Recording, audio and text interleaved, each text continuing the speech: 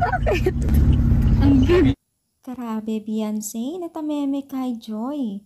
So, ano nga bang dahilan? So, bago natin ipagpatuloy ng ating pag-support today's video, kung bago ka pa lang sa aking channel, please subscribe po, like, and pakit na rin po natin guys ang notification bell upang ma-update po tayo tuwing ako pinag-upload patungkol sa Team Kalingap, and please support po natin ang buong Team Kalingap, lalong-lalo na po kila Kalingap Rab at Kuya Bal.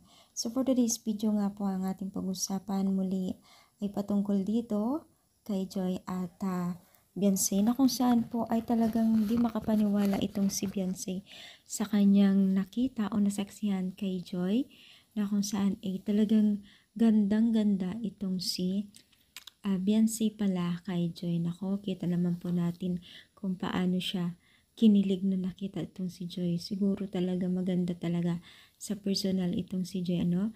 Hindi naman magre-react itong si Beyonce ng ganun kung hindi totoo.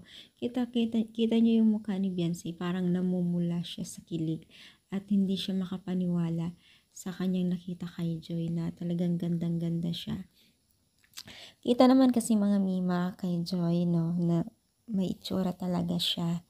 As you can see naman, no. Marami tuloy nagsasabi sa kanya na mistisa, kaya nga diwata.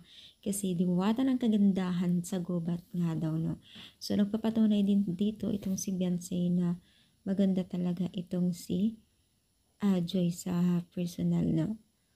Sana umaasa ng mga netizens na hindi sila magbago. Kahit gaano pa kalayo na po ang narating nila, ay tuloy pa rin ang pagiging isang beneficiaries bilang isang mabuting tao, no. Siyempre naman, no. So, ano masasabi ninyo? I-comment na, like pang ating video. Thank you and God bless po.